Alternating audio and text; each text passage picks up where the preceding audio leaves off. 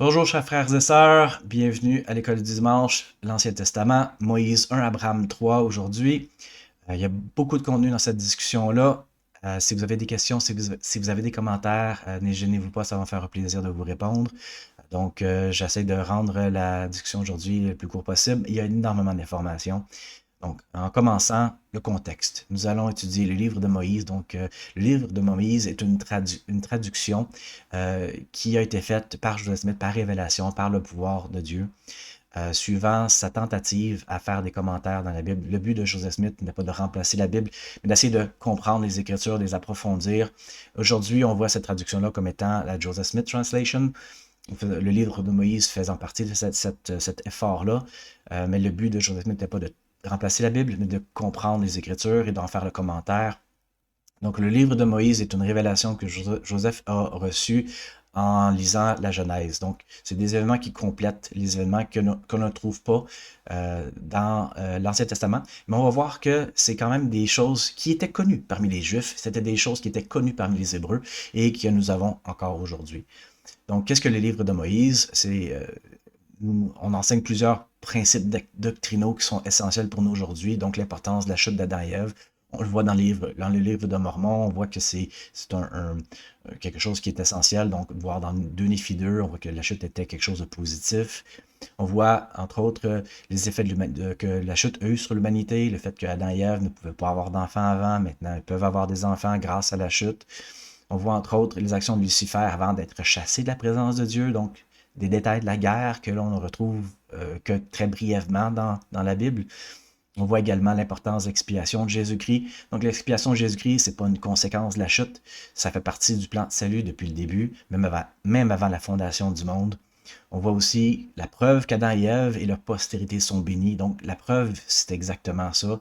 C'est les révélations que l'on a aujourd'hui. Entre autres aussi le fait que le sacrifice expiatoire de Jésus-Christ rachète l'humanité de la chute. Donc on voit que Adam et Ève ont reçu une alliance, que leur postérité allait être bénie, et on voit le résultat de du fulfillment de cette bénédiction-là, de cette prophétie-là. On voit aussi l'établissement de Sion à l'époque d'Enoch. Donc aujourd'hui, les livres d'Enoch ne se trouvent pas dans la Bible, font partie des livres un peu plus apocryphes. On trouve aussi les livres d'Enoch dans les écrits de la mer morte. Donc les Juifs et les Hébreux connaissaient Enoch. Nous, aujourd'hui, dans la Bible, c'est un personnage qu'on connaît que très peu, mentionné que quelques fois, et c'est tout. Le livre de Moïse en parle un peu plus en détail. Donc, entre autres, la vision d'Enoch du Seigneur. On voit les détails de la situation existante sur la Terre avant le déluge. L'Ancien Testament, encore une fois, la Genèse va très brièvement de la chute d'Adam jusqu'à Moïse. On voit un peu Noé, l'histoire de l'arche, mais la condition qu'il y avait sur la Terre, on n'en voit que très, très, très brièvement. On voit aussi que Noé connaissait Jésus-Christ, tout comme Moïse connaissait Jésus-Christ, et que ce sont des choses que les Juifs connaissaient à l'époque de Jésus-Christ. Donc, qu'est-ce que le livre d'Abraham maintenant? Le livre d'Abraham est différent. Au début du 19e siècle, les gens faisaient des découvertes en Égypte. Il y avait du pillage qui se faisait dans les pyramides et les gens s'appropriaient des choses, les papyrus, des momies, des trésors. Et un certain Michael Chandler se retrouve avec une certaine de ces collections-là de momies de papyrus. En fait, l'affichage public pour faire de l'argent. Et quand il arrive en Ohio, certains membres de l'Église, hey, nous autres, on est intéressés à l'acheter, ta collection. Et le but, c'est de vendre la collection. Chandler est d'accord. Et Joseph Smith achète tous ces rouleaux-là, quelques momies et plusieurs rouleaux. Et la traduction commence de octobre jusqu'à la fin novembre. Il traduit le livre d'Abraham, qu'il identifie comme étant les paroles d'Abraham même.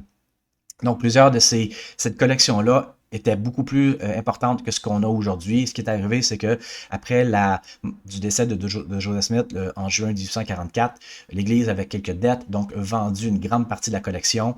Certains morceaux plus petits, certains fragments plus petits sont retrouvés entre les mains de Emma. Ce sont les fragments que l'on a aujourd'hui. Et la plupart de ces rouleaux-là, de ces momies-là, se sont retrouvés à Chicago. Malheureusement, en 1871, il y a eu un grand feu à Chicago qui a tout détruit. On croyait que la totalité de ce que Joseph Smith avait, que l'Église avait en possession à l'époque, avait été détruit. Mais plus tard, en 1967, le Metropolitan Museum annonce qu'il a trouvé certains de ces fragments-là qui appartenaient à Emma.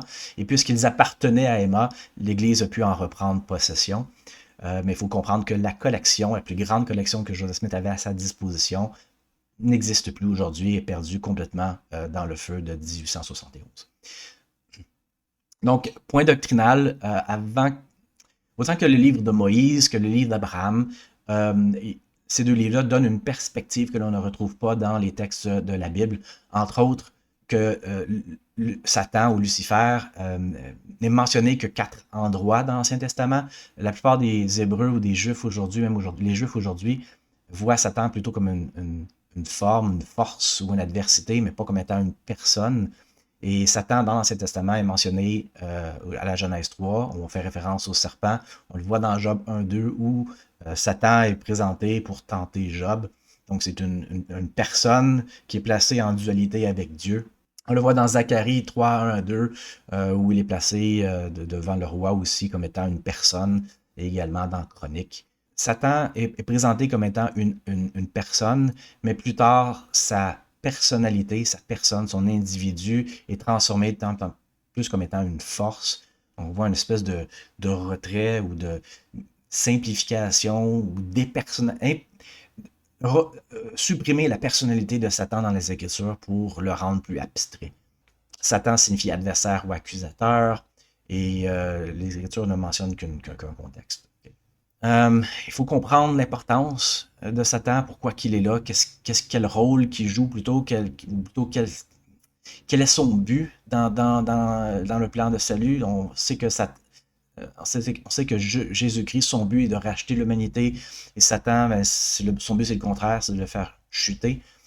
Donc, c'est important de comprendre qu'est-ce qu'il en est. Les Écritures nous donnent cette information-là, et Moïse et Abraham nous donnent une meilleure perspective de ça. Et de là, pour cette raison-là, que les saints des derniers jours ont une perspective de Satan qui est beaucoup plus personnelle. On a plus de concepts sur cette adversité-là. Et on comprend davantage pourquoi Satan veut être un substitut ou une contrefaçon pour le Sauveur.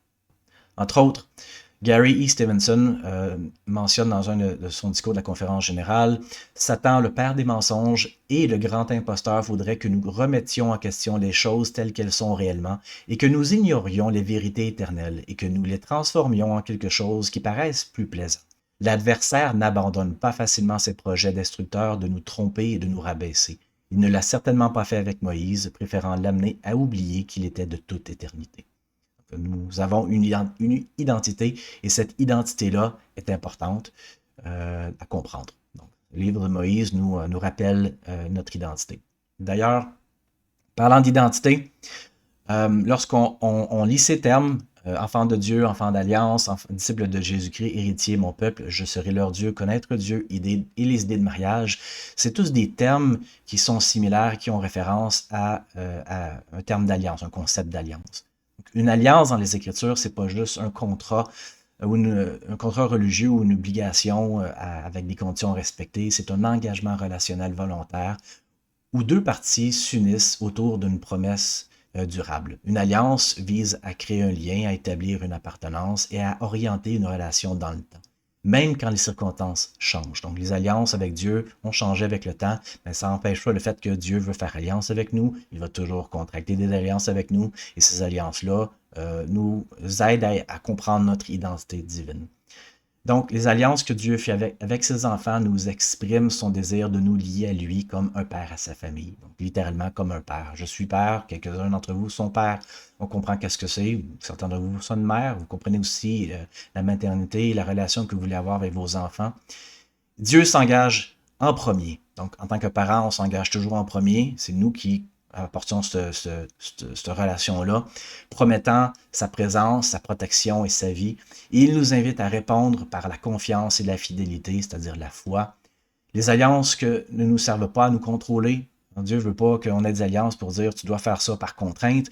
Les alliances veulent nous transformer, nous rappeler qui nous sommes et nous aident à nous conduire pas à pas vers une relation plus pleine avec notre Sauveur.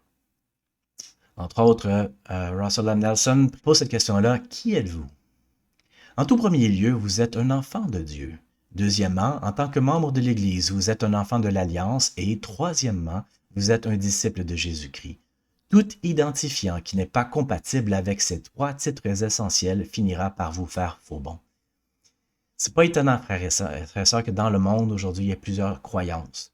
Et certaines de ces croyances-là font référence à un pont infranchissable entre Dieu et nous. Pourtant, le langage des Écritures abonde de références et nous identifie à avoir une appartenance avec une famille éternelle et avec notre Père céleste. Et si on enlève ces trois titres-là, ou si on remplace avec quelque chose d'autre, ça va toujours nous emmener vers quelque chose qui n'est pas réel, qui n'est pas vrai, qui est un substitut à ce que le Seigneur veut pour nous. On lit entre autres, et je fais un peu d'avance dans les versets qu'on va lire, mais on lit entre autres dans Abraham, « Or le Seigneur m'avait montré à moi, Abraham, les intelligences qui furent organisées avant que le monde fût, et parmi toutes celles-là, il y en avait beaucoup de nobles et de grandes. Et Dieu vit que ces âmes étaient bonnes, et il se tint au milieu d'elles, et dit, de ceux-ci je ferai mes dirigeants. Car il se tint parmi ceux qui étaient esprits, et il vit qu'ils étaient bons. Et il me dit, Abraham, tu es l'un d'eux, tu fus choisi avant ta naissance. » Ceci est une autre identité que nous devons reconnaître, que nous sommes élus pour venir sur cette terre. On est choisi pas par hasard ou par circonstance, c'est un choix que nous avons fait personnellement de venir sur la terre. Comme dans l'Église, on reçoit des appels et on ne reçoit pas tous les mêmes appels. On reçoit certaines responsabilités, certains reçoivent une responsabilité d'enseigner, certains d'autres reçoivent de diriger. Dans ce cas-ci, l'appel qu'on reçoit, qu'on a reçu ici de venir sur la terre, c'est un appel qui nous prépare à être des dirigeants. Donc, de la même manière qu'on reçoit des appels dans l'Église, on peut refuser cet appel-là. On peut l'accepter également. Et ces appels-là nous donnent certains avantages, certains dons, certaines autorités, certains privilèges qu'on reçoit dans l'Église de Dieu, pas des hommes, mais certains privilèges de Dieu. Et ceux qui reçoivent les appels vont en témoigner de ça, qu'on reçoit des dons qui sont spécifiques à nos appels. Le fait qu'on ait accepté cet appel-là, si on peut dire, de venir sur la terre, nous donne également certains dons qu'on reçoit ici sur la terre. Alors, on ne reçoit pas tous les mêmes appels dans l'Église, tout comme notre préordination à venir sur la terre n'est pas exactement les mêmes. Certains sont préordonnés pour devenir apôtres, prophètes. Certains sont préordonnés pour d'autres. On a tous un but ici de venir sur la terre. Et le but ultime, c'est d'être appelés les dirigeants pour Dieu. Alors, c'est là le but des alliances que nous avons avec Dieu. Et c'est la raison pour laquelle Dieu veut faire alliance avec nous, c'est qu'il veut nous donner plus de responsabilités, il veut qu'on ait plus de dons, de bénédictions, qu'on se rapproche de lui, qu'on soit semblable à lui. Et c'est ça le but de tout ce qui se passe ici sur la terre. Entre autres, les réflexions qu'on devrait avoir aujourd'hui, c'est comment ma compréhension de ma vraie identité me rend plus fort. Et aussi, si nous sommes tous enfants de Dieu, alors pouvons-nous vraiment le ressentir? À travers les Écritures que nous allons voir aujourd'hui, gardez à l'esprit ces questions-là. Les Écritures ne sont pas un manuel et obligation envers Dieu. Les Écritures sont un témoignage que Dieu donne aux prophètes sur leur identité et leur relation avec lui. Le rôle des prophètes est donc le suivant. Témoigner au monde que nous sommes enfants de Dieu et que nous avons une identité divine. Quand on parle de repentir, quand les prophètes appellent le monde au repentir, c'est pas vous faites mal, donc faites le bien. Le repentir, frères et sœurs, c'est rappelez-vous qui vous êtes. Et si vous vous rappelez qui vous êtes, vous allez faire les choix qui sont conséquents. C'est ça le repentir. Le repentir, c'est de reconnaître, de se souvenir qu'on est enfant de Dieu et on doit agir comme des enfants de Dieu. Donc, la vision de Moïse. Les paroles que Dieu adressa à Moïse à une époque où Moïse fut enlevé sur une très haute montagne. Et il vit Dieu face à face et parla avec lui. Et la gloire de Dieu fut sur Moïse. C'est pourquoi Moïse put supporter sa présence. On ne parle pas ici de ce que Moïse a demandé à Dieu. On ne sait pas quel genre d'interrogation. On sait que Moïse s'interrogeait. Il venait d'avoir la vision du buisson ardent. Dieu lui commande d'aller délivrer les Hébreux d'Égypte. Alors Moïse, certainement, a des questions. Comment tu veux que je fasse ça, right? Alors, c'est probablement ce que Moïse avait imploré le Seigneur pour savoir ce qu'il voulait. Alors, on voit que la prière est une bonne chose ici, mais la prière est un élément puissant pour recevoir des révélations, mais certaines révélations nous demandent de nous élever. Alors, si Dieu est prêt à descendre vers nous pour nous aider, pour nous fortifier, il faut que nous aussi, frères et sœurs, on soit prêts à nous élever vers Dieu. Et c'est ce que Moïse a fait ici. Il s'est élevé pour être en mesure d'avoir davantage. Et on va voir plus tard qu'est-ce que ça implique. Lorsqu'on s'élève pour recevoir davantage, alors on reçoit davantage.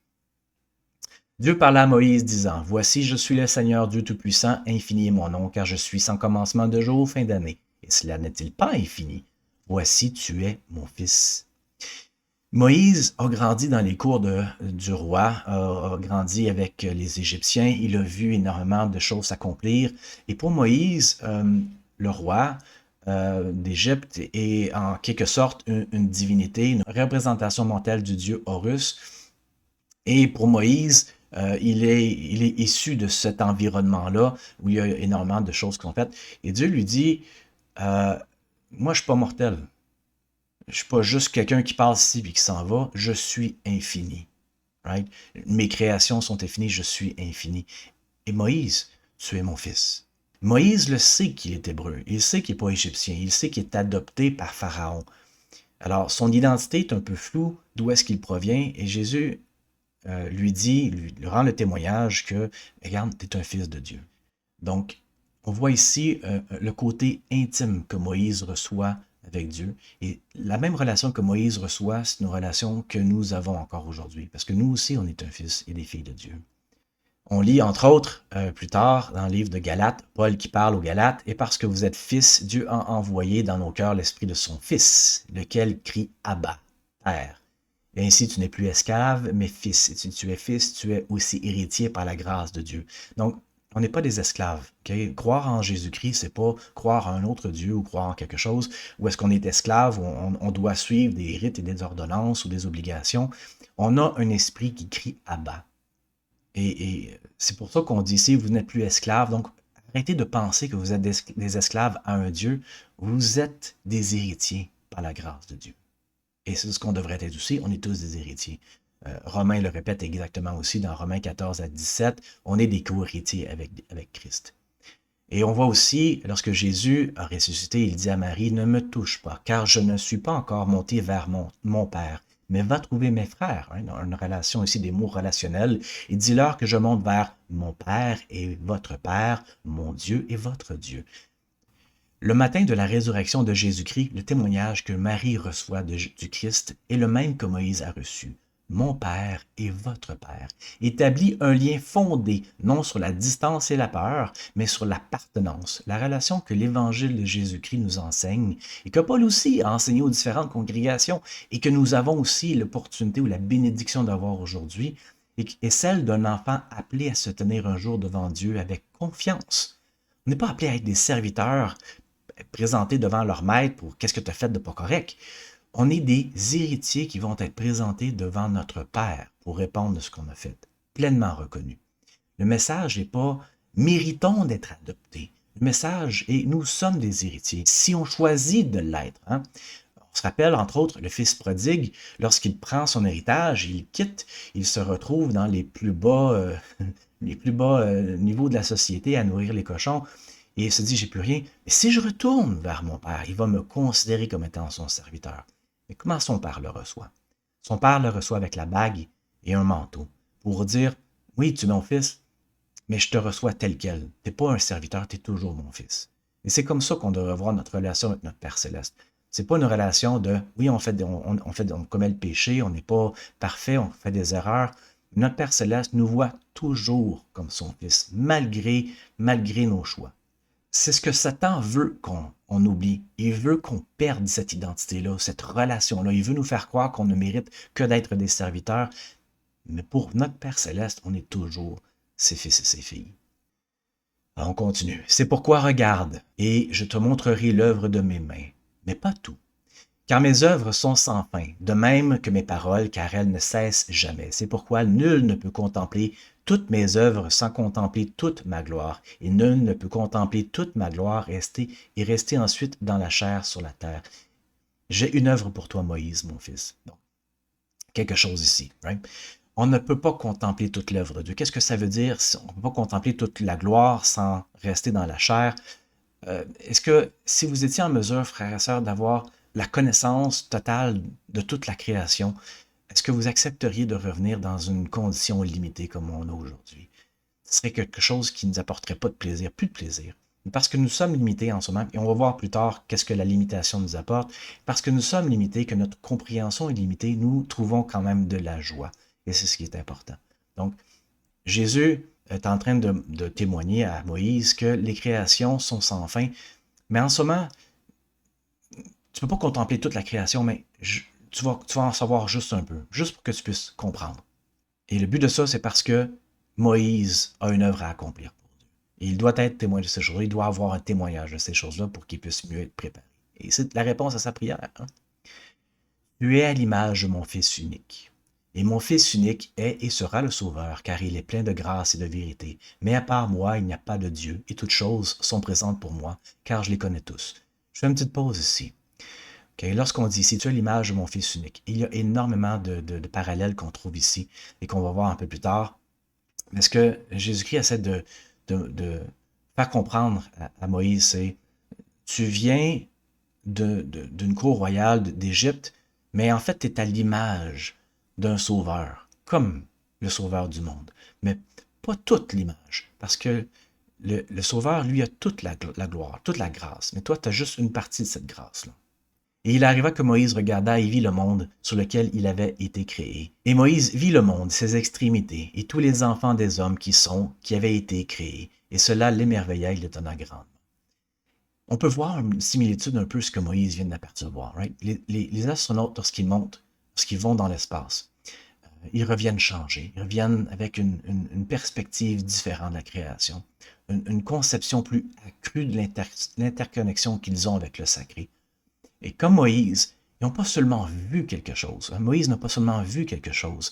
Ils ont été profondément repositionnés sur leur compréhension de ce qu'est la réalité. Moïse voit pas seulement à la hauteur d'un homme qui voit une montagne plus haut. Moïse voit la création dans son ensemble. Il a une perspective plus élevée des choses. Et les mots ici, l'image, tu es mon fils unique, je reviens là-dessus. Moïse est appelé à sauver les Hébreux de la servitude. Et Dieu rappelle à Moïse qui est un sauveur, mais pas le sauveur. Seul Dieu connaît toutes les choses. Moïse ne connaît qu'une partie des choses. Là. Alors c'est un rappel que oui, tu es un sauveur, mais tu n'es pas le sauveur parce que Dieu connaît toutes les choses, mais toi, tu connais seulement une partie de ces choses-là. Donc, tu es à l'image de mon Fils unique. Le principe que Moïse est à l'image du Fils unique nous donne également un rapprochement, une relation que nous avons avec Jésus-Christ. Entre autres, ce passage-là, c'est un passage qui est cité dans les Écritures, entre autres dans Deutéronome 18-15, où l'Éternel, c'est Moïse les paroles de Moïse qui sont rapportées, l'Éternel, ton Dieu, te suscitera du milieu de toi, d'entre tes frères, un prophète comme moi. Donc, c'est une prophétie que Moïse déclare, qu'on lit dans Deutéronome, qui est rapportée dans Actes par Pierre, qui est rapportée par Étienne, et qui est rapportée aussi par la foule lorsque Jésus fait la multiplication des pains, et la foule témoigne que Jésus-Christ est celui qui est envoyé, qui est semblable à Moïse. La similitude de Jésus-Christ et de Moïse n'est pas une connaissance moderne. Les Juifs la connaissaient, les Hébreux la connaissaient. C'est quelque chose qui était bien connu parmi la civilisation qui existait à l'époque, mais qu'aujourd'hui, cette notion-là a été oubliée, soit par les traditions ou par la méchanceté, comme on peut voir. On va voir plus tard. Donc, la présence de Dieu alors se retira de Moïse, de sorte que sa gloire ne fut plus sur lui, et Moïse fut laissé à lui-même. Comme il était laissé à lui-même, il tomba sur le sol. Et il arriva que de nombreuses heures s'écoulèrent avant que Moïse ne retrouvât sa force naturelle d'homme. Et il se dit, à cause de cela, je sais que l'homme n'est rien, ce que je n'avais jamais supposé. Mais mes propres yeux ont vu Dieu, et pas mes yeux naturels, mais mes yeux spirituels, car mes yeux naturels n'auraient pas pu voir, car je me serais desséché serais mort en sa présence. Mais sa gloire était sur moi, et j'ai vu sa face, car j'étais transfiguré devant lui. Deux choses ici. Okay? Dieu nous laisse, premièrement, le temps de réfléchir sur les révélations qu'on reçoit. Donc, Dieu, par le Saint-Esprit, nous recevons un témoignage des choses, et après ça, on est laissé à nous-mêmes surméditer. C'est important qu'on médite sur ces choses-là, et on va voir pourquoi c'est important de méditer sur les révélations qu'on a, que Dieu nous laisse sur ces paroles-là à nous-mêmes. Et on voit la même chose, entre autres, Adam, quand il est dans le jardin est fait, Adam est placé dans le jardin, et Dieu se retire. que Adam puisse contempler la création qu'il a, voir ce qu'il a, évaluer la situation dans laquelle il est, ou les paroles que Dieu lui a laissées. Le but, c'est que Adam vienne à une réalisation ou reçoive un témoignage. Et on voit un peu par Adam aussi, Moïse, Adam, Jésus ont tous reçu un événement, une histoire qui est similaire, on va voir un peu plus tard. Quand ils sont laissés à eux-mêmes, il se passe quelque chose d'intéressant. Et cette expérience-là, on peut le transformer et l'appliquer à nous-mêmes parce que la même chose arrive pour nous. Lorsqu'on reçoit un témoignage, les mêmes choses arrivent. Et la deuxième chose, c'est à cause de cela, je sais que l'homme n'est rien. On n'est pas en train ici de dire que l'homme est insignifiant ou aucune valeur, mais comparé à Dieu, comparé aux choses que Dieu nous donne, comparé aux choses que Dieu possède ou des caractéristiques de Dieu, l'homme en ce moment, on est absolument limité. On n'est pas comparable à lui. On est très limité. C'est des paroles qu'on retrouve aussi par le discours du roi Benjamin dans le livre de Mormon. Vous ne pouvez pas dire que vous êtes ne serait-ce qu'autant que la poussière de la terre. Et le but de ce discours-là, c'est pas de nous dire vous êtes insignifiant, bien le contraire. Notre Père Céleste connaît notre identité, il connaît nos limitations, il sait qu'on est imparfait, il sait qu'on est corruptible plutôt, il sait qu'on a des faiblesses, on fait des erreurs. Hein? Et il ne veut pas qu'on ait des attentes de perfection, non seulement pour ne pas avoir de l'orgueil, mais aussi pour qu'on puisse apprendre l'humilité. Le but de nos limitations, le but de nous faire, d'être dans une situation où on est moins que de la poussière, où on est infiniment inférieur, est un but qu'on apprenne l'unité dans nos faiblesses. Donc, c'est une sécurité qu'on a de savoir que Dieu nous connaît et on ne peut pas perdre. Malgré nos faiblesses, on ne peut pas perdre. C'est intéressant que Dieu nous donne l'opportunité d'avoir cette expérience-là sans la mortalité, sans cette condition-là de corruptibilité. On n'aurait pas cette expérience-là de savoir qu'est-ce que c'est d'être limité. Donc, le troisième point qu'on doit comprendre avec ce passage-là, c'est que peu importe nos accomplissements, peu importe notre sagesse, notre compréhension n'est que limitée. Ça ne veut pas dire qu'il est impossible de tout comprendre, mais notre état nous empêche d'avoir cette compréhension pour le moment. Et les termes « je me serais desséché, serais mort en sa présence » veut dire que Moïse devait être transfiguré, donc devait être pris de cet état-là qui est limité, et Moïse devait être transfiguré, donc élevé dans un état qui est un peu plus supérieur pour qu'il puisse être en mesure d'avoir cette compréhension-là. Il n'était pas en mesure de recevoir la compréhension, ça aurait été trop d'informations pour lui. Les yeux naturels, les oreilles naturelles, les sens naturels de l'homme est incapable, ou même notre mémoire, notre cerveau est incapable d'avoir la compréhension des choses. Alors la transfiguration de Moïse était nécessaire pour qu'il puisse comprendre la magnitude de ce que Dieu voulait qu'il comprenne. Et quand il était laissé lui-même, cette magnitude-là était un résidu de ce qu'il avait reçu. Donc, quand on parle de la gloire de Dieu se retire, la présence de Dieu ou la gloire de Dieu se retire, on parle que Moïse n'a plus cette épiphanie-là, cet éclaircissement-là, cette lumière-là sur lui, mais il se souvient quand même de l'expérience qu'il a eue. Et à cause de cela, il dit « Mes yeux naturels n'auraient pas été en mesure de voir ces choses-là. » Et il arriva que lorsque Moïse eut dit ces paroles, voici Satan vint le tenter, disant « Moïse, fils de l'homme, adore-moi. » Deux choses ici encore. Les tactiques de Satan est toujours de venir nous tenter une fois qu'on a reçu une expérience spirituelle, toujours. Alors, on peut voir entre autres, lorsque quelqu'un reçoit un témoignage du livre de Mormon, reçoit un témoignage de vouloir se faire baptiser, souvent la personne va se mettre à douter, à douter de la véracité de ce qu'il vient de recevoir, et c'est la tactique de Satan. Et sa tactique vient de deux choses. Soit Satan veut nous faire croire qu'on n'est rien, donc il veut nous rabaisser. Donc, par exemple, tu ne mérites pas le baptême, tu ne mérites pas d'être un enfant de Dieu. Donc, c'est soit une tactique de dévalorisation, ou le contraire, une tactique où Satan veut utiliser notre orgueil ou de nous enfler le cœur de désir et de vouloir nous faire croire être supérieur à Dieu, un peu comme Satan lui-même se glorifie, veut se glorifier lui-même et se voit supérieur à Dieu. En quelque sorte, Satan veut nous faire pécher. D'accord? Il veut nous faire commettre un acte de faux pas. Il veut nous faire trébucher. Le deuxième point ici, fils de l'homme. Satan, encore là, va toujours rabaisser les gens à son niveau. Alors, Satan ici n'est pas un fils de Dieu, c'est c'est un être qui a rejeté d'être en la présence de Dieu, alors il ne peut élever les autres qu'à son propre niveau. Alors c'est pour ça qu'il dit Fils de l'homme. Et si on le compare à Jésus-Christ, Jésus-Christ nous appelle enfant de Dieu, fils de Dieu, enfant de la promesse, etc. Jésus-Christ nous élève au niveau de Dieu parce que Jésus-Christ est au même niveau que Dieu, tandis que Satan, lui, nous rabaisse à son niveau. C'est important de comprendre cette chose-là. Donc, juste un parallèle ici, qu'est-ce que le péché? Il faut comprendre, on mentionne ici que Satan veut nous voir pécher, donc qu'est-ce que le péché? Le mot péché ici provient d'un terme grec qui a différentes significations. Entre autres, et je ne parle pas le grec ici, je ne vais pas oser mentionner le terme grec, mais c'est un terme grec qui veut dire manquer la cible. Donc, si on voit dans un tir à l'arc une cible, c'est le fait de, soit par omission, soit par négligence, soit par volontairement, on manque la cible. Donc, c'est de négliger, de vouloir viser le centre de la cible.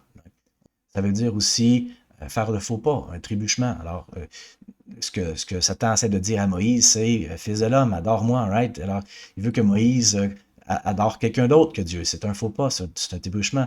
Il veut aussi littéralement qu'on franchisse une limite qu'on ne devrait pas franchir. Alors, par exemple, le mariage est bien. Donc, les choses qui se passent à l'intérieur des liens du mariage sont bien.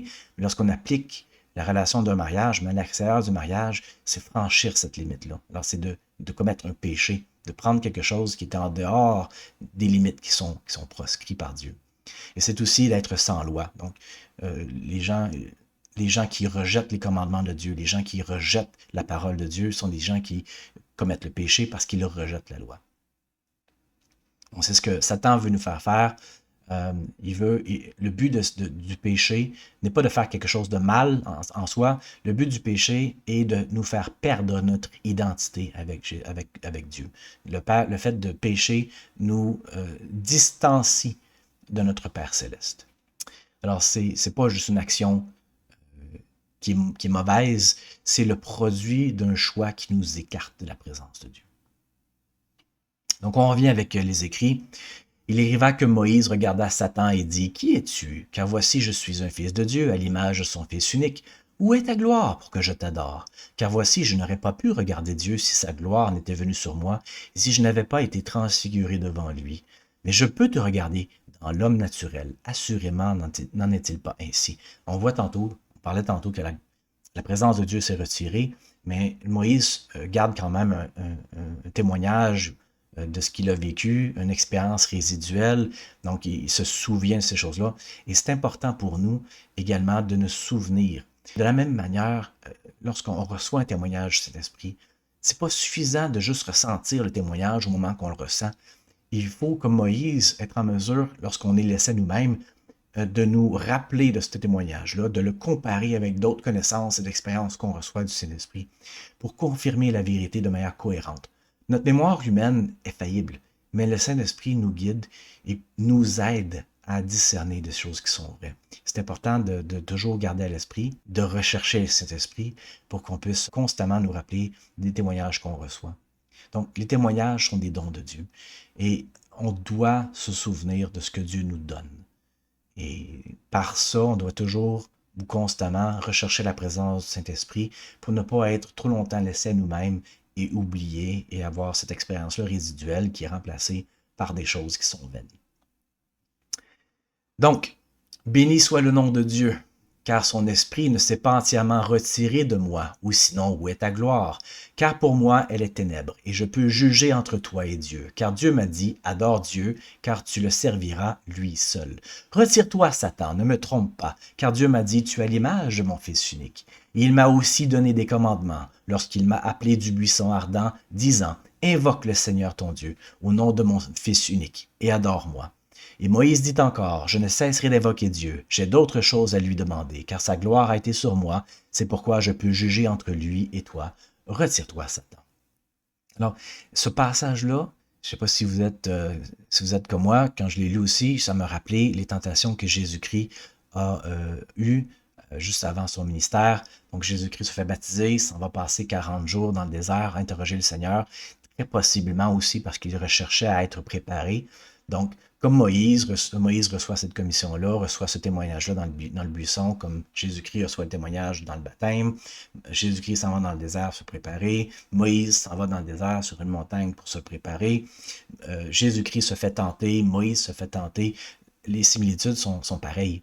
Donc, Satan, il ne connaît pas tout, okay? Mais il est un être très intelligent et il sait reconnaître ceux qui sont bénis du Seigneur, il sait les reconnaître. Quand on reçoit quelque chose, quand on est préparé à quelque chose, c'est un être qui a de la puissance à reconnaître quand le Seigneur nous bénit.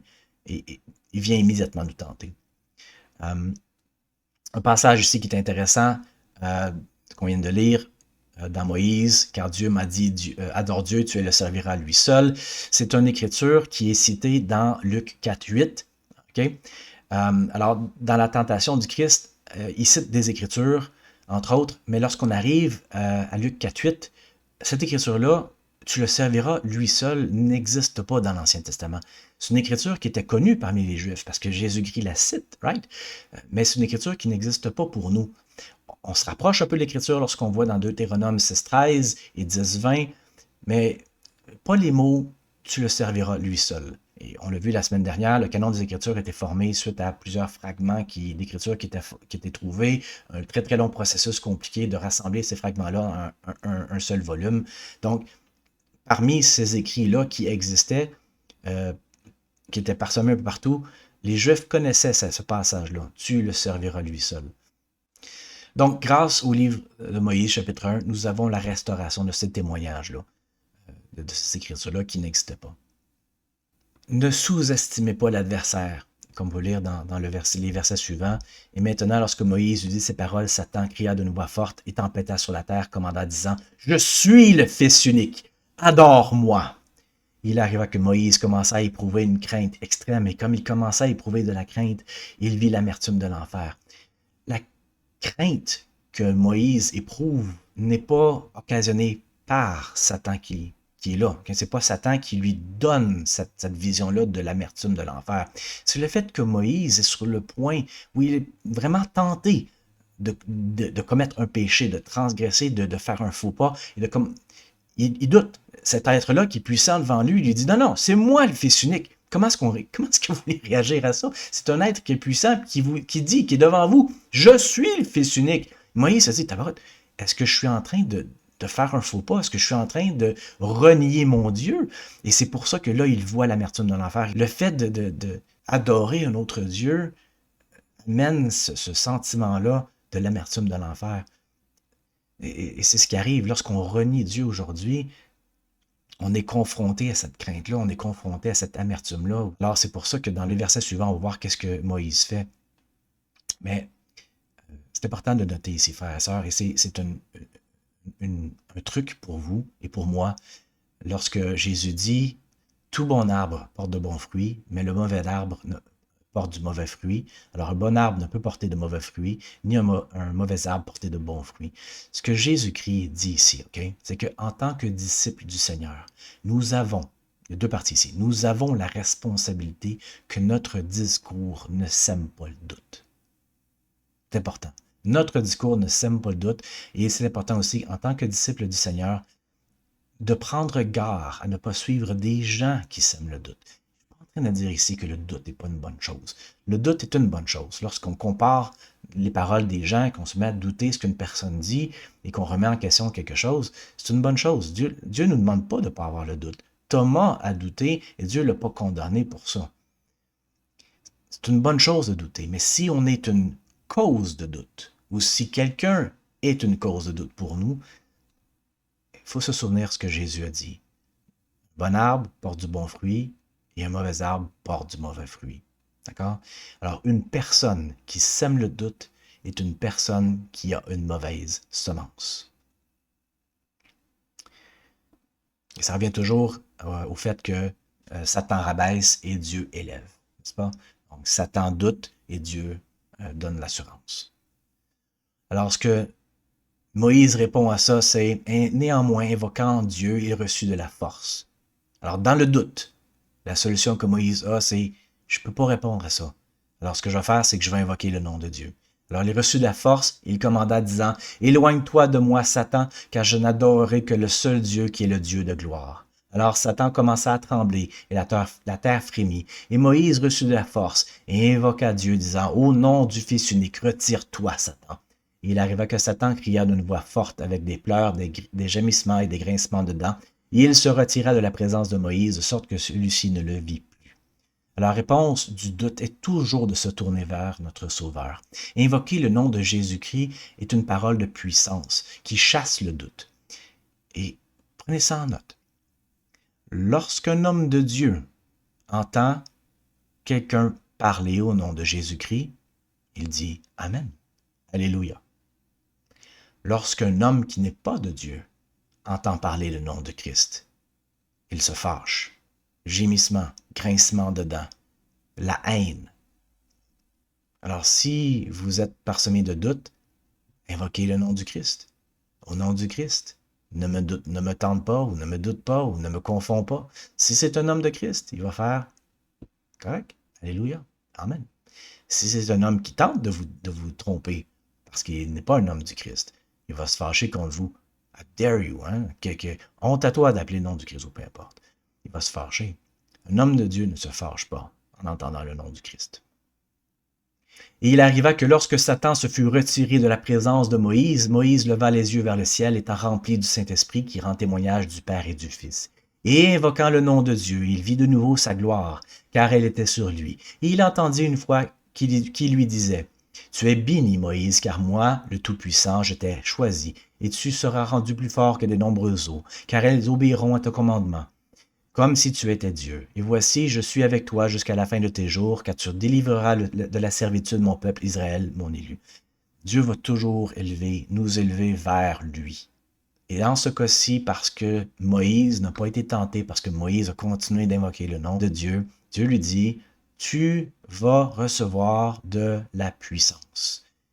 Et tu seras rendu plus fort que de nombreux eaux est un précurseur à ce que Moïse allait faire plus tard, après la délivrance des Hébreux, alors séparer la mer morte.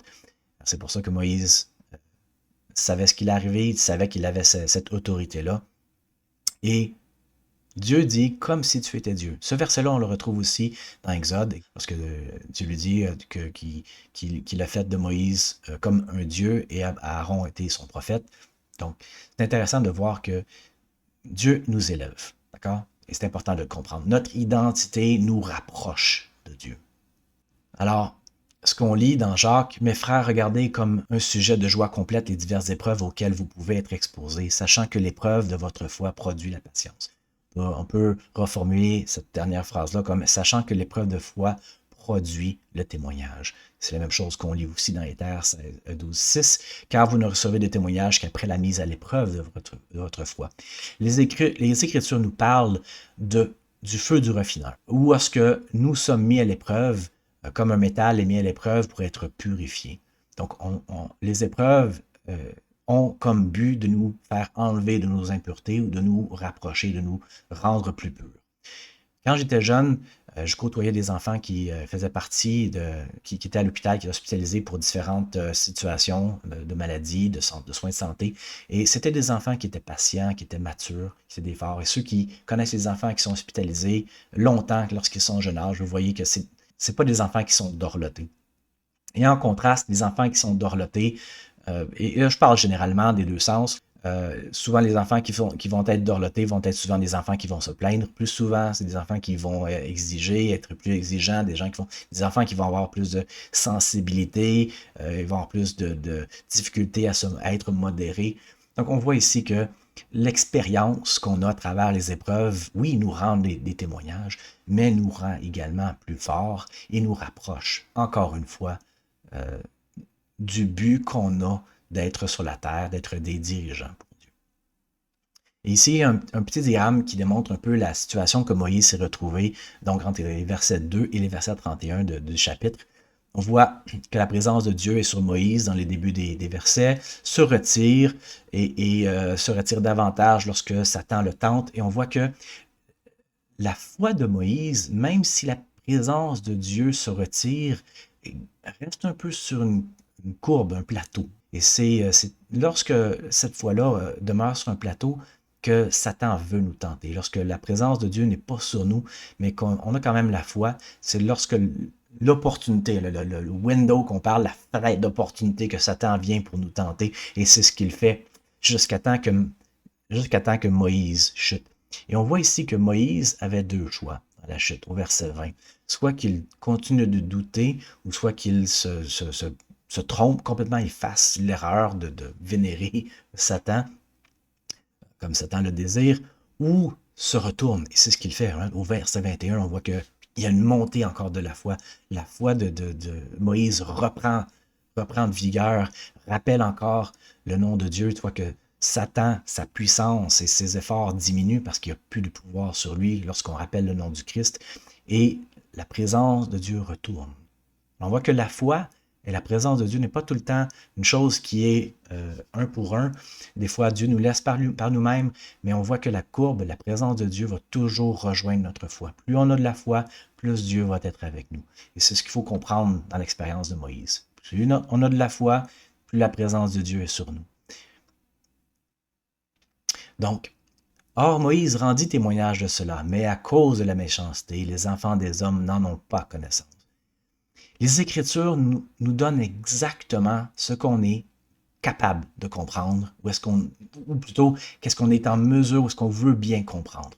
Chaque révélation de Dieu, comme le dit le prophète Ésaïe, chaque révélation de Dieu nous est donnée ligne sur ligne, précepte par précepte. Chaque révélation est donnée parce qu'on demande à Dieu de recevoir et que nous sommes prêts à recevoir quelque chose. Dieu ne nous donne jamais quelque chose qu'on n'est pas prêt à recevoir. Mais lorsque Dieu nous donne quelque chose qu'on est prêt à recevoir, que cette chose-là est perdue, et on va le voir dans cette année, plusieurs connaissances qu'il y avait au début de la création, Adam, Noé, Abraham, Moïse, plusieurs connaissances qu'il y avait à l'époque ont été perdues à travers les temps, parce que c'est une réalité. L'homme oublie, l'homme est imparfait, et souvent, les hommes préfèrent choisir des choses qui sont plus plaisantes que des choses qui sont plus difficiles. Et souvent, certaines vérités sont perdues. Mais Dieu n'est jamais la cause d'une régression. Dieu est toujours la cause d'une progression. Toujours, toujours. L'homme est une cause de régression, Dieu est une cause de progression. Alors, parlant de progression, on va parler maintenant de la gloire de Dieu. Les versets 32 à 39 de Moïse, du chapitre de Moïse, parlent de cette chose-là. La question qui brûle sur les lèvres de plusieurs personnes. Donc, pourquoi notre Père Céleste a-t-il commandé à son Fils unique de créer la terre sur laquelle nous vivons? Et je les ai créés par la parole de mon pouvoir, qui est mon Fils unique, lequel est plein de grâce et de vérité. Et j'ai créé des mondes sans nombre, et je les ai également créés dans un dessein qui m'est propre, et je les ai créés par mon Fils, qui est mon Fils unique. Mais je te parle seulement de cette terre et de ses habitants, car voici, il y a beaucoup de mondes qui sont passés par la parole de mon pouvoir, et il y en a beaucoup qui existent maintenant, et ils sont innombrables pour l'homme. Mais toutes choses me sont comptées, car elles sont miennes, et je les connais. Donc, on a l'habitude, frères et sœurs, de rechercher des choses qui sont au-delà de notre compréhension. Des choses qui ne sont pas nécessairement utiles pour notre salut. Donc, qu'est-ce qui se passe dans l'univers? Qu'est-ce qui se passe avant la création, après la création? Des choses qui ne sont pas révélées parce que ce n'est pas utile pour nous pour l'instant. Pas qu'on ne peut pas le savoir, mais ce n'est pas des choses qui sont utiles. Et au lieu de rechercher des choses qui ne sont pas utiles pour nous, il faut se concentrer et comprendre les choses qu'on a maintenant. Et c'est ce que Dieu confirme à Moïse. J'ai beaucoup de créations, il y en a énormément. C'est pas important pour toi. Maintenant, ce que je te parle, c'est seulement des habitants de la terre, seulement pour ça, parce que c'est ce qui est important. Le plan de salut nous concerne. La création, plutôt la Genèse, parle du début, au début. Même Jean 1.1 parle au début. Le début, c'est le début, notre début, le début de ce qui est utile pour nous. Et la fin de la révélation parle aussi de la fin, mais pas de la fin de l'éternité, la fin du plan de salut pour nous, ce qui nous concerne. Après, il y a quelque chose. Avant, il y a quelque chose. Après, il y a quelque chose. Et c'est comme ça que ça marche. Est-ce qu'on peut s'attendre à recevoir plus de Dieu si on ne recherche pas à comprendre d'abord les choses qu'on reçoit maintenant? Donc, il faut considérer aussi la définition du péché, right? Manquer la cible. Rechercher des choses qui ne sont pas utiles pour nous, c'est manquer la cible. C'est ne pas viser ce qui est utile pour nous. Faire attention à ça. Ça inclut le péché. Rechercher des choses qui ne sont pas utiles pour nous, ça nous éloigne de Dieu. Ça nous éloigne de la vérité. Et il arriva que Moïse parla au Seigneur, disant, sois miséricordieux envers ton serviteur, ô Dieu, parle-moi de cette terre et de ses habitants, ainsi que des cieux, et alors ton serviteur sera satisfait. Alors Moïse comprend. Oui, c'est beau, je comprends. Fais juste me parler de cette terre, je vais être satisfait. Et le Seigneur Dieu parla à Moïse, disant, les cieux sont nombreux et l'homme ne peut les compter, mais ils me sont comptés car ils sont bien. Et lorsqu'une terre et ses cieux passeront, une autre viendra. Il n'y a pas de fin à mes œuvres ni à mes paroles. Car voici mon rêve et ma gloire, réaliser l'immortalité et la vie éternelle de l'homme. Le verset 39 est probablement le verset le plus cité du chapitre 1 de Moïse, où on parle que l'œuvre et la gloire de Dieu, c'est de réaliser l'immortalité et la vie éternelle de l'homme. Premièrement, lorsqu'on parle de mot gloire, il faut toujours faire une association gloire, vérité. Gloire, vérité. Alors, l'œuvre de Dieu et la vérité qui nous concerne, c'est de réaliser l'immortalité et la vie éternelle de l'homme. Alors, qu'est-ce que l'immortalité et la vie éternelle? Il y a une différence entre les deux.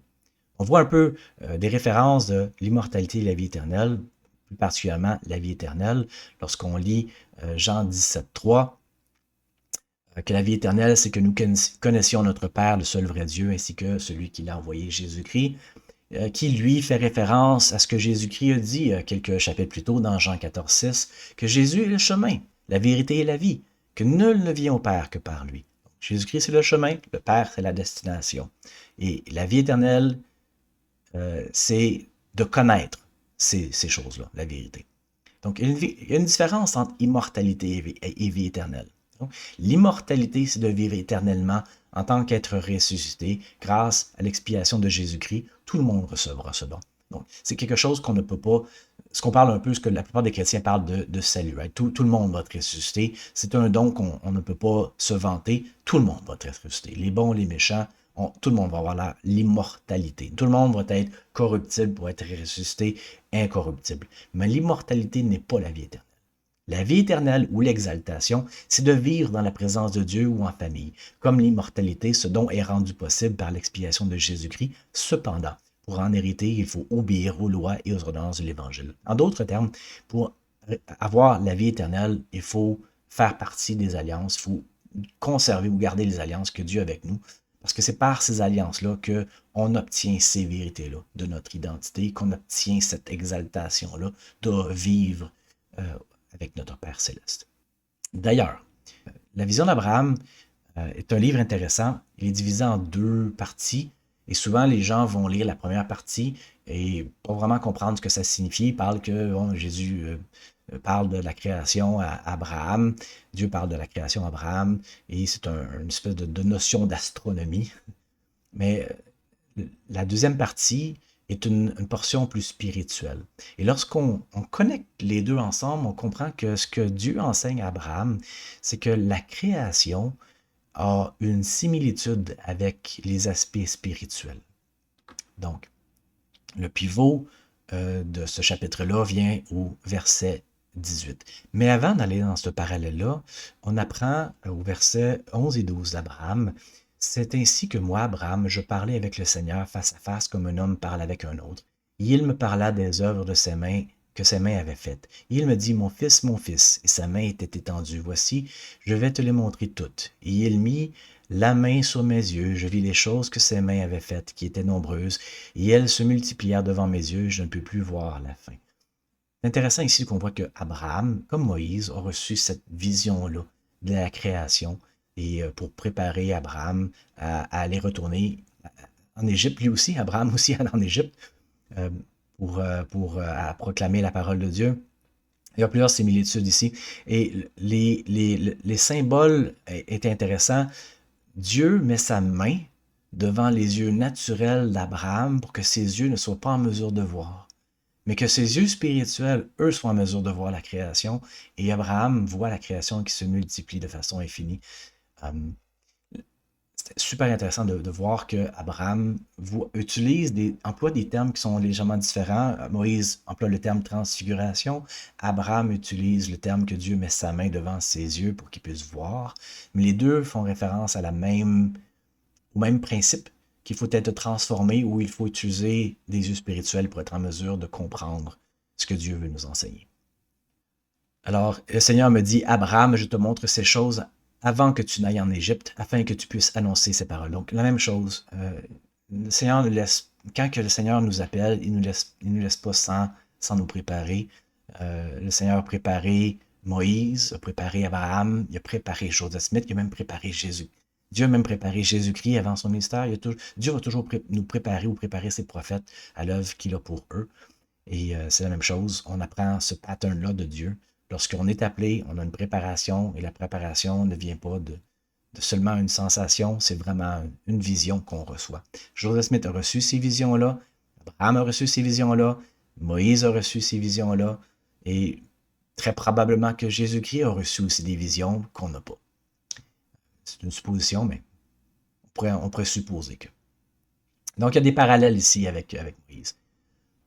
Et on voit que chaque dispensation, Abraham, Moïse et tout, chaque dispensation sont ouvertes de la même ou de manière qui est similaire avec des prophètes qui ont vu la gloire de Dieu.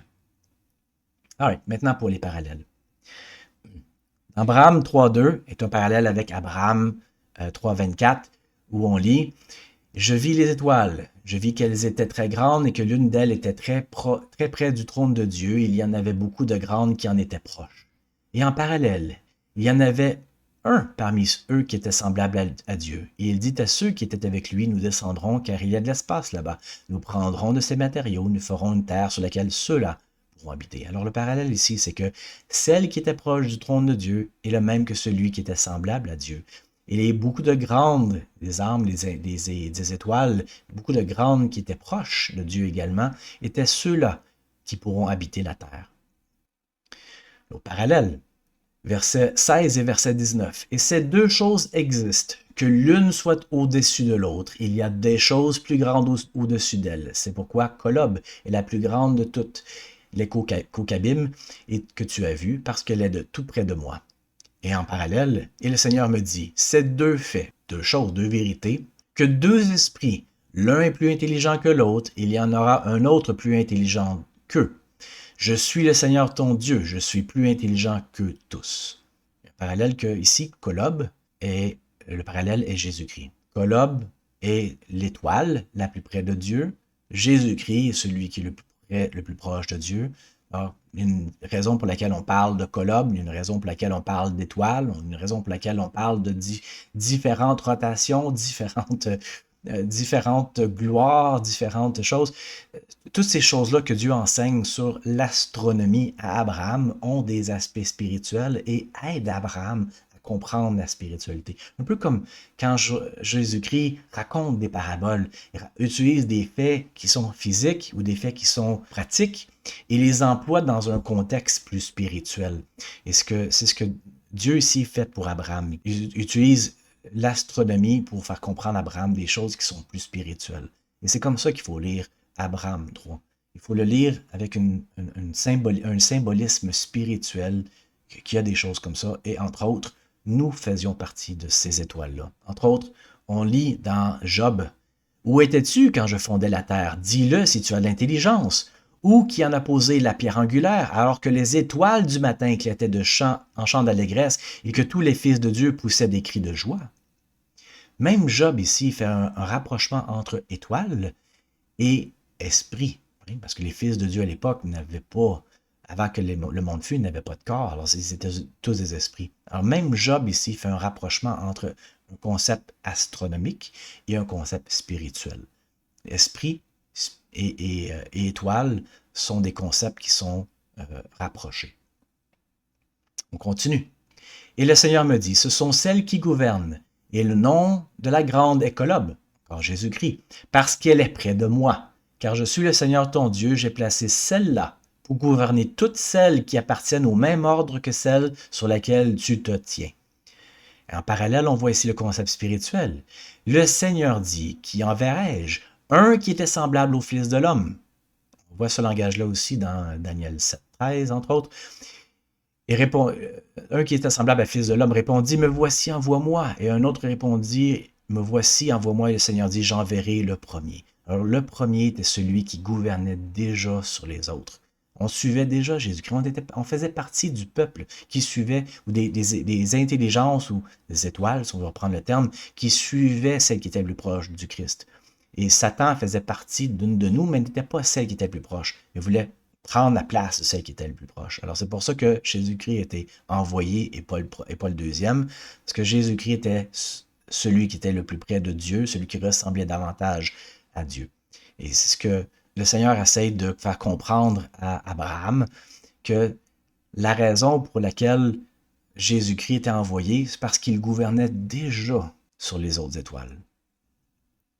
Or, le Seigneur m'avait montré à moi, Abraham, les intelligences qui furent organisées avant que le monde fût. Et parmi toutes celles-là, il y en avait beaucoup de nobles et de grandes. Et Dieu vit que ces âmes étaient bonnes. Et il se tint au milieu d'elles et dit, de ceux-là je ferai mes dirigeants.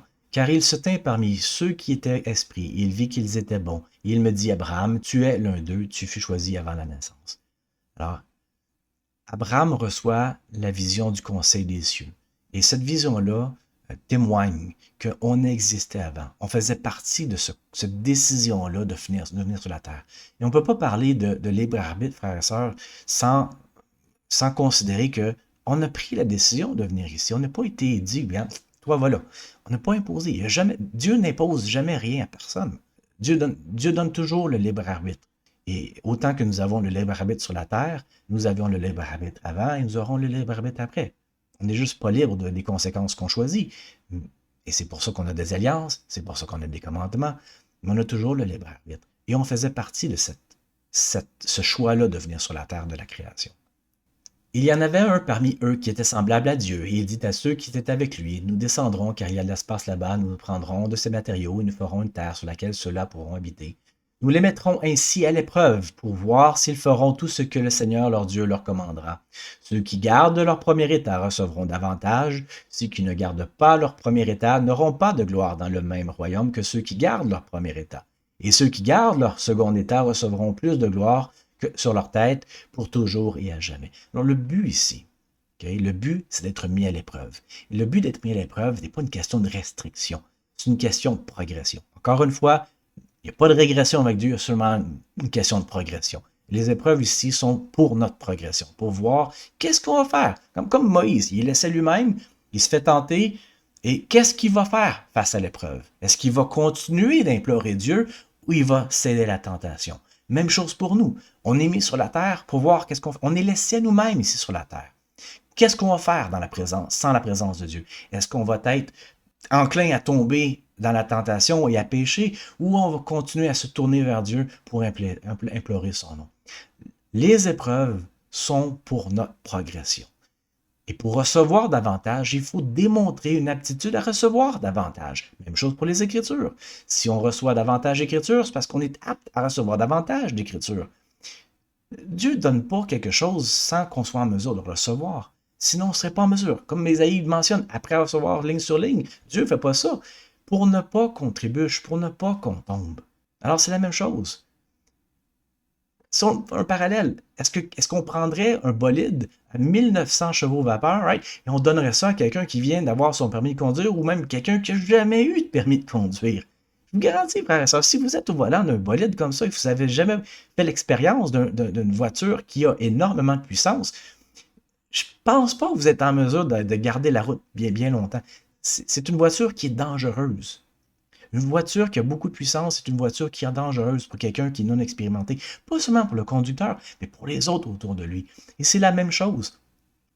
La vie demande que nous passions par des épreuves pour qu'on puisse être prêt à recevoir davantage. Dieu ne nous donnera pas davantage si on n'est pas prêt à recevoir davantage. Non seulement ça va être dangereux pour nous, mais ça va être dangereux pour les autres aussi. Alors Dieu nous met à l'épreuve pour voir est-ce qu'ils vont être capables de recevoir davantage.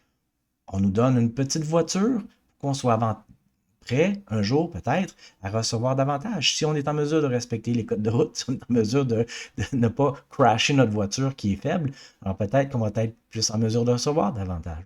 Le parallèle est pareil. Donc, le concept ici. Le Seigneur dit, qui enverrai-je? Un qui est semblable au Fils de l'homme répondit, me voici, envoie-moi. Et un autre répondit, me voici, envoie-moi. Le Seigneur dit, j'enverrai le premier. Le second fut en colère. Il ne garda pas son premier état. Et ce jour-là, beaucoup le suivirent. on voit qu'est-ce que le premier état signifie. Le premier état, c'est l'état où on était esprit. On était en présence de Dieu. On n'est pas juste des intelligences qui existent flottant dans l'univers. On est des intelligences qui sont en la présence de Dieu. Donc, on a un état en présence de Dieu. Et parce que nous avons gardé cet état-là, nous avons choisi de suivre le plan de Dieu, nous avons réussi à nous avons choisi la sagesse et la vérité de suivre ce plan-là qui était sage pour nous. En gardant ce premier état-là, nous recevons un deuxième état qui est la mortalité. Mais Lucifer, lui, qui s'est rebellé, qui n'a pas été en mesure de garder, de rester dans la présence du Père, donc il a perdu son premier état, ne reçoit pas de deuxième état. Il ne recevra jamais de corps de chair et d'os, ne recevra jamais de mortalité. Pour lui, cette condition-là n'existera jamais. Et c'est pour ça qu'elle n'existera jamais, parce que il n'a pas su garder son premier état. Donc, il n'a pas su rester dans la présence de Dieu. Et ceux qui ne gardent pas le deuxième état, c'est-à-dire d'être sur la terre, d'implorer Dieu, de demeurer dans la présence de Dieu, comment ceux qui ne peuvent pas demeurer dans la présence de Dieu dans un deuxième état peuvent s'attendre à demeurer dans la présence de Dieu dans un troisième état? Ça va de soi. Donc, le plan de salut décrit par les deux livres, les deux chapitres qu'on vient de lire, autant Moïse 1 que Abraham 3, nous décrit qu'il y avait plusieurs intelligences qui étaient nobles. Donc, plusieurs intelligences qui étaient nobles et grandes, et qu'elles existaient d'éternité en éternité, que nous étions en présence de Dieu. Que Dieu, en voyant nous voyant les intelligences que nous étions, voulait faire de nous ses dirigeants. Et parce qu'il voulait faire de nous ses dirigeants, une de ces intelligences-là qui était semblable à Dieu, et on le suivait déjà, sont mises à l'épreuve pour voir si, dans une situation limitée, on est toujours en mesure de suivre et de recevoir davantage. Alors, le plan décrit parfaitement la nécessité que, parmi ces intelligences-là, une devait être envoyée pour racheter les autres intelligences de leur mise à l'épreuve, si on peut dire. Donc, Jéhovah se présente, Lucifer se présente, le premier choisi parce qu'il était semblable à Dieu et qui nous gouvernait déjà, et le second est en colère et chassé et entraîne plusieurs avec lui. Donc, plusieurs qui ne voulaient pas être gouvernés par Jésus-Christ ont choisi de suivre Lucifer, et ceux-là aussi ont dû être quittés. Donc, ce qu'on lit dans l'Apocalypse, où Satan, le dragon et sa queue entraînera un tiers des cieux, c'est ce qu'on parle ici, de ceux qui ont préféré suivre Lucifer. Et frères et sœurs, il y a énormément de choses à comprendre là-dessus, entre autres que la guerre dans les cieux. Il ne faut pas s'imaginer que c'était une guerre avec des armes, c'était pas une guerre avec des morts, on ne peut pas mourir, on est d'esprit, on vit d'éternité en éternité. C'était une guerre d'arguments, c'était une guerre de sagesse. Lucifer était chassé parce que ce qu'il voulait était juste incompatible avec ce que Dieu voulait pour nous. Dieu voulait pour nous qu'on soit des dirigeants, mais Lucifer, lui, voulait tous garder la gloire juste pour lui. Alors, il ne faut pas penser que parce que Lucifer s'est rebellé, immédiatement il s'est fait chasser. La guerre dans les cieux, on n'a pas d'idée exactement combien de temps ce temps-là a duré, combien de temps ce conflit-là a duré, mais il est clair pour moi, du moins, et j'espère que vous pouvez le voir dans les Écritures, Dieu, le Père, a laissé à ces intelligences-là qui étaient nous le temps de faire notre choix. Il n'a pas imposé rien, il n'a pas condamné quelqu'un pour avoir un choix différent. Il a essayé de voir. Parce que, imaginez, c'est un parent qui voit son fils se rebeller, ne pas vouloir ce qui est mieux pour lui et essayer d'entraîner d'autres de ses frères et sœurs dans les mêmes choses. C'est un parent qui essaye, s'il te plaît, change d'idée, accepte ça, c'est meilleur pour toi, c'est meilleur pour tes frères, c'est meilleur pour tout le monde. Et que l'enfant continue de se rebeller, continue de s'obstiner. Puis à un point tel, le parent, il n'a plus le choix. Il doit prendre cet enfant-là qui cause plus de dissension, plus de discorde, puis lui dise « Tu ne peux plus rester ici ». C'est pas un moment de joie, c'est un moment de tristesse, c'est un moment peut-être de déception aussi. J'imagine qu'on avait des amis parmi ces enfants-là, de ces intelligences-là, qui ont décidé de suivre Lucifer dans sa rébellion. Je présume que nous aussi, on avait des gens qu'on connaissait, qu'on essayait de convaincre. S'il te plaît, choisis. Un peu comme aujourd'hui, les gens qui choisissent de suivre Jésus-Christ, d'autres de nos frères et sœurs, de nos amis qui décident de faire d'autres choix. Et on essaye, s'il te plaît, accepte Jésus-Christ dans ta vie, accepte ces choses-là. C'est bien pour toi, c'est mieux pour toi. L'évangile de Jésus-Christ va t'apporter du bonheur qui est éternel. Alors quand Satan était chassé, c'était pas un moment qui était joyeux, c'était pas un moment qui était glorieux, c'était pas une victoire. C'était pas une victoire, c'était une perte. Où ces intelligences-là ont décidé de ne pas faire partie du plan de salut. Alors, frère, ça serait bien qu'il soit important de comprendre d'où nous venons, pourquoi on est ici sur la terre, pourquoi est la création, et pourquoi, qu'est-ce qui se passe après qu'on meurt, qu'on quitte et quand on se fait ressusciter. Bien qu'il soit vraiment important qu'on comprenne le plan de salut. Ce qui est encore plus important, c'est de comprendre qui on est, quelle est notre identité. Nous sommes des enfants de Dieu. Le but de notre expérience mortelle est qu'on soit lié avec notre Père céleste, qu'on soit lié dans cette identité divine. Lorsqu'on se fait un festin des Écritures, on se remplit des vérités. Et quand on se remplit des vérités, alors on a moins de place pour des choses qui sont plus vaines, qui ont moins de valeur. Un peu comme lorsqu'on se remplit de nourriture qui est bonne. Hein? La nourriture du restaurant, le fast-food, devient moins intéressant. Alors, sur ces paroles, je vous invite à commenter, je vous invite à poser des questions, si vous avez des questions sur qu'est-ce qu'on a lu, s'il y a des choses que j'ai manquées, s'il y a des éclaircissements que vous aimeriez avoir ou que peut-être je devrais avoir. Je vous invite à partager la vidéo si elle a été utile pour vous ou si elle va être utile pour quelqu'un. Et frères et sœurs, par le pouvoir de cet esprit, on peut savoir toutes choses. Alors je vous souhaite bonne lecture, bonne étude, bonne semaine et que Dieu soit avec vous.